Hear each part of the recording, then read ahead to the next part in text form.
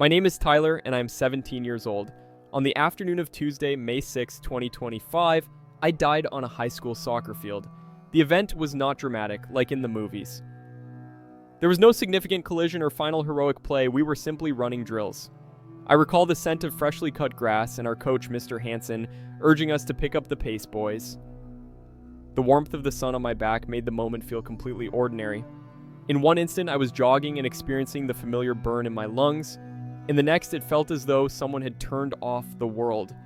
It was as if the lights flickered out suddenly, not fading, but a quick, jarring click into instant darkness. There was no pain, no fear, just void. All sounds, the rhythm of my own breathing, the thud of my cleats on the turf, and the voices of my friends vanished in an instant. Before that day, my life was fairly typical.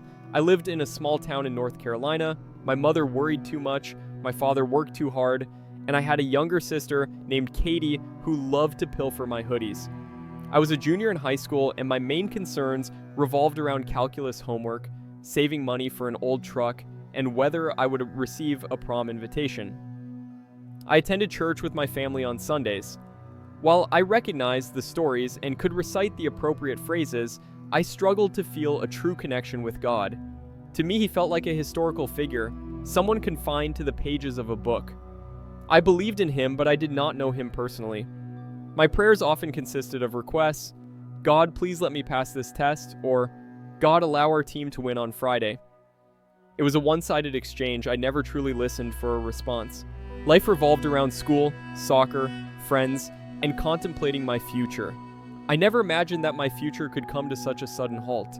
However, the void did not persist. It transformed into a peculiar sensation, a feeling of lightness.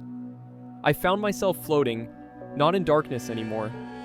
As if awakening from a dream, I opened what felt like my eyes, and the sight before me took my breath away. I floated gently, like a balloon on a string, and below me was the soccer field, my teammates clustered together. Initially, confusion washed over me. What were they gazing at? It didn't take long to realize. Lying on the grass was a body, my body. My best friend Josh was on his knees, shaking my shoulders. Coach Hansen was on his phone, his face pale and filled with terror. I could see them distinctly, yet their voices were muffled. It was akin to watching a film with the volume turned down. Their mouths moved in fervent urgency, but all I could perceive was a soft, gentle hum enveloping me. Surprisingly, I felt no fear. That was the most bewildering aspect. I should have been frightened by the panic etched on their faces, but instead I felt an overwhelming sense of peace, a release from burdens I didn't even realize I had been carrying. Concerns about school, the pressure to appear cool, and daily anxieties simply faded away. I was just me unencumbered. As an ambulance arrived, its flashing lights casting bursts of red and white across the scene, I observed paramedics rushing with a stretcher. They surrounded my body and worked intently, placing paddles on my chest. I registered my body jolt once, then a second time, but no further response followed. Viewing it all from above felt incredibly strange, as if I were a spectator of someone else's life. A wave of sadness washed over me thinking about my parents. I knew how much this would hurt them. I recalled Katie's laughter, the way she would sneak into the kitchen to swipe cookie dough while my mom baked. A single tear formed in my eye, not from sorrow for myself, but for them. Gradually, the scene below began to blur. It felt as though someone was gently lowering the brightness on a television screen, the vibrant green of the field, and the faces of my friends dimming until everything was muted. The humming grew louder, a mesmerizing, beautiful sound that felt like love, like home.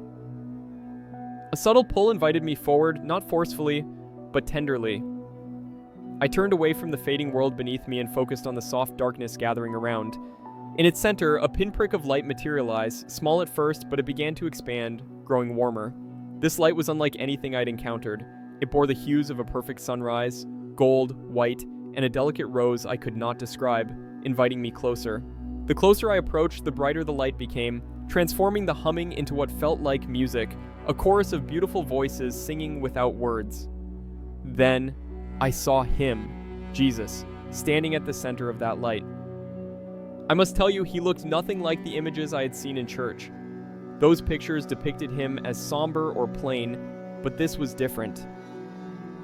He was not only a figure within the light, he was the light itself. Wisdom radiated from him, and although I could not initially see his face clearly, The love emanating from him was too powerful, making it difficult to focus. It enveloped me like a wave, dismantling every wall I had ever constructed within myself. The shame, secret fears, and every petty lie crumbled in his presence. What amazed me the most was that I did not feel judged. Instead, I felt known, completely and utterly known, and entirely loved despite it all. Frozen in place, tears streamed down my cheeks. These were not tears of sadness, but of overwhelming relief. It was the sensation of finally returning home after being lost for what felt like an eternity. He stepped toward me, and as he did, I began to see his face more clearly. His eyes were indescribable, full of kindness, ancient wisdom, and a shimmering joy. When he gazed at me, it felt as though he encompassed every part of my being, not just 17-year-old Tyler Peterson, but the little boy who feared the dark, the awkward middle schooler with braces, and every hope and dream I had ever cherished. Then, he spoke. His voice did not sound as though it entered my ears. Instead, it blossomed as a thought in the very core of my existence. It was clearer than any spoken words I had ever heard. "Welcome, Tyler. I've been waiting for you." His voice was peace and strength, a representation of absolute unconditional love wrapped in sound. I attempted to respond, but no words emerged. I felt so small and unworthy, contemplating all the times I had overlooked him and lived my life as if he were non-existent. A whisper from the depths of my soul urged, "I'm sorry." He smiled, and that smile illuminated everything around us. It was the most beautiful sight I had ever witnessed. "There is nothing to forgive," he spoke within me. "All I see is my son." He extended his hand, which I took. His hand was not merely flesh and bone. It radiated warmth, energy, and pure life. The instant I touched him, a lifetime of memories cascaded before my eyes. Not like a film, but as if I were reliving every moment simultaneously. I saw myself being unkind to my sister, cheating on a math quiz, and lying to my parents about my whereabouts on Friday nights. Each memory invoked shame, but then I felt his love wash over those recollections, cleaning and healing them. It was as though he was revealing my life through his perspective. He didn't disregard the unpleasant moments, but rather emphasized the good. He showed me the time I shared my lunch money with a classmate in need, the moment I sat with a new student at lunch, and the times I expressed love to my mother without any reason. I learned that those small, simple acts of love mattered far more than the grand accomplishments I had once fixated on. I thought to him, bewildered, "I do not understand. I did not do enough. I barely knew you."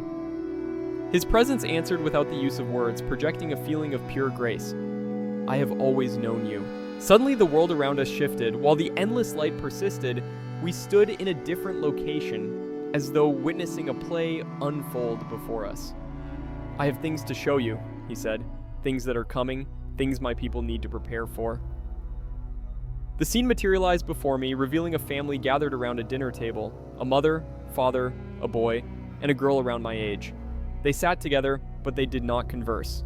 Instead, every one of them stared down at their phones, their faces illuminated by the blue screens, close physically, yet emotionally hundreds of miles apart.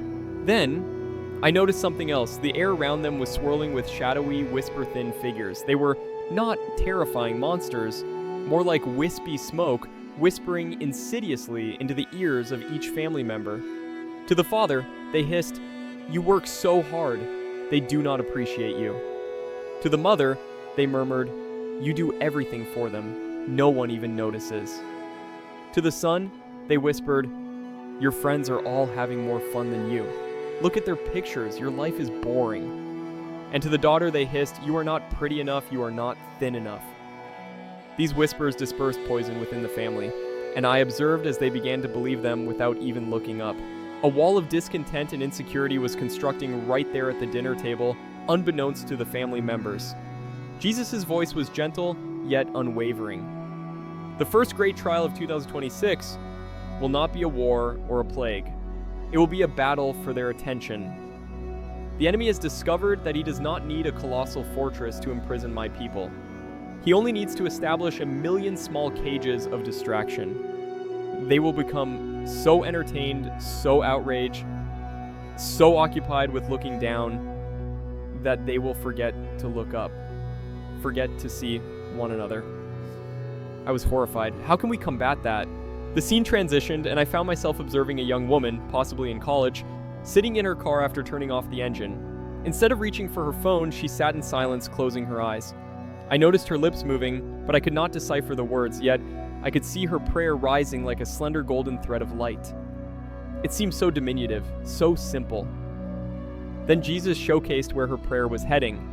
It soared through the sky, striking one of those smoky, whispering figures in its trajectory. The creature shrieked and vanished into nothingness. "This is our weapon," Jesus declared. Silence, prayer, choosing to be present, deciding to connect with me, even for a brief moment, shatters the spell. In 2026, the quietest rooms will empower the most. Those who learn to mute the world's noise will hear my voice, which will act as their shield and guide. The vision faded, making way for another that proved difficult to watch. It exhibited scenes of chaos, none being a single calamity or explosion, but rather a pervasive sense of instability. I saw stock market screens flashing red, figures plummeting. I witnessed people in suits yelling at one another on news channels. I saw a farmer standing amidst a desolate field, gazing at his shriveled crops, despair evident on his face. In a grocery store, a woman stared at an empty shelf that once held bread. An atmosphere of panic loomed, questions swirling. What do we do now? The system is broken. People dashed about, scared and angry, as the foundations they had always trusted, money, authority, their visions for the future, slipped through their fingers like sand. I turned to Jesus, my heart aching for these people. Why is this happening? His expression was not one of rage, rather, it was filled with profound, sorrowful love. For far too long, my children have constructed their homes upon the sand. They have placed their faith in money, power, and the systems of this world. These foundations were never meant to bear the weight of their hope. I am allowing a great shaking to occur, not to break them, but to awaken them. When the sand washes away, they will be compelled to seek out the rock. I am that rock. I do this so they will return to me. His words were steeped in love. It was not a punishment, but a mission of rescue, allowing false constructs to collapse so people could discover the only reality that is true. Then, he revealed the most beautiful sight amidst the chaos. In the midst of fear, he showed me pockets of light, small communities emanating hope. I witnessed a tiny church in a basement, people exchanging canned goods and praying for their neighbors. I saw two families uniting, pooling their resources to survive together. A group of young people my age went forth into the streets not to protest, but to distribute blankets and hot coffee to the homeless. They were not famous nor powerful, merely ordinary individuals, yet they radiated light. "Look," Jesus said with pride in his voice, "this is my church, not buildings or programs, but this is what will rise from the ashes of the shaking. A church that loves, a church that serves. While the world becomes darker, the light of my true followers will shine even brighter. They will be like cities on a hill, guiding the lost to shelter amid the storm." I realized that the prayers from these small groups had an enormous impact, forming a protective shield of light over their communities. I witnessed darkness attempting to advance, only to be repelled by the faith of a few believers who refused to succumb to fear. It resembled the story of David and Goliath unfolding globally in the unseen realm. The visions began to dissolve, returning me to Jesus, enveloped in that endless warm light. It felt as if I received the answers to a test I hadn't even realized I was taking. "What do you want me to do?" I inquired. "First," he said, locking his eyes onto mine, "you must learn to hear my voice. Not only on Sundays or when you feel in trouble, but every day in the quiet moments on your way to school or before you go to sleep. I am always speaking. You need to learn to listen. This is the most critical skill you can develop for what lies ahead. Secondly," he continued, "love those I have placed in your life. Love them fiercely, your family, friends, even those who irritate you. Do not squander time on petty disputes or holding grudges. The time is too short for that. Each act of love, every moment of forgiveness, is a victory against the darkness." I nodded, striving to internalize every word. I never wished to depart this divine realm or leave him behind. The peace enveloped me entirely, and the love felt profoundly real. Here, I was whole. "Can I stay here?" I asked, my voice radiating longing. "With you, please? It feels so hard down there." Jesus looked at me, and for the first time I noted a flicker of sorrow in his joyful gaze, a loving father's sadness in sending his child back to a difficult world. He placed his hand on my shoulder, warmth flowing through my being. My precious child, he spoke tenderly, breaking my heart. Your journey is not complete. There are people you are meant to love. There is a story you must tell. I am sending you back. No, I pleaded. I do not wish to return. I cannot bear it. The thought of leaving him, of departing this perfect peace, felt like a sharp physical pain eclipsing any injury I had ever known. You will not be alone, he promised. Before you knew of me, you now know me. I will be with you. I will speak to you. You only must listen. Go back and share what you have seen. Tell them not to be afraid. Inform them that I love them and that I am coming soon. He leaned closer and I felt him kiss my forehead, an explosion of pure love and life coursing through me. It was the last sensation I experienced before the gentle invitation transformed into a powerful pull, wrenching me backward, away from the light, away from him. I screamed, "No!" but no sound emerged. I fell back into darkness, away from home, away from everything pure and true. The light shrank until it resembled a mere pinprick, then vanished completely. Pain followed. The crushing, burning pain in my chest felt like an elephant was sitting on me. Then, the sound enveloped me, a loud rhythmic beeping and voices shouting, "We got a pulse! We've got a pulse!" I gasped. A massive, ragged breath tore through my lungs as my eyes flew open. The light was blinding, not the warm, loving glow of heaven, but a harsh, white, fluorescent light. Faces hovered above me, people in blue uniforms with sweat-drenched and strained expressions. One gaze bore disbelief, wide-eyed with astonishment. "He's back," he whispered. "I can't believe it. He's back." Attempting to turn my head, the world spun around me. A tube filled my throat, and then I spotted my mother in the corner, her face a mess of tears and smeared mascara. When she recognized I was awake, she let out a sound combining a scream and a sob. "Tyler! Oh, my baby Tyler!" Unable to speak, I could only cry. Not from the pain in my chest, but from the realization that I had been sent back. I cried because I had just encountered pure love, and the brokenness of this world felt like an unbearable burden. They later informed me of what had transpired. I had a condition I never knew existed. An underlying heart defect. Sudden cardiac arrest occurred on the field, and paramedics fought to revive me for 23 minutes without a heartbeat or brain activity. They had been prepared to call it. A young paramedic insisted, "Let's try one more time." And in that last attempt, my heart began to beat again. Doctors could not rationalize it, employing terms such as medical anomaly and miracle. They expressed disbelief that I survived without severe brain damage, yet I was perfectly fine. They continued testing, puzzled, unable to unearth the reason for my miraculous recovery. But I knew the truth. The first words I managed to utter when they removed the tube from my throat were for my mom. Gazing into her eyes with tears cascading down my cheeks, I whispered, "I saw him. Mom, I saw Jesus." I am not the same person who collapsed on that soccer field. The concerns I once held, grades, popularity, the future, seem insignificant now. I'm not flawless. I still feel frustration and experience bad days. However, I understand the truth now. I'm aware that there exists a whole other reality surrounding us, and the most potent thing we can do is quiet ourselves to listen for his voice. He did not reveal the tribulations of 2026 to instill fear.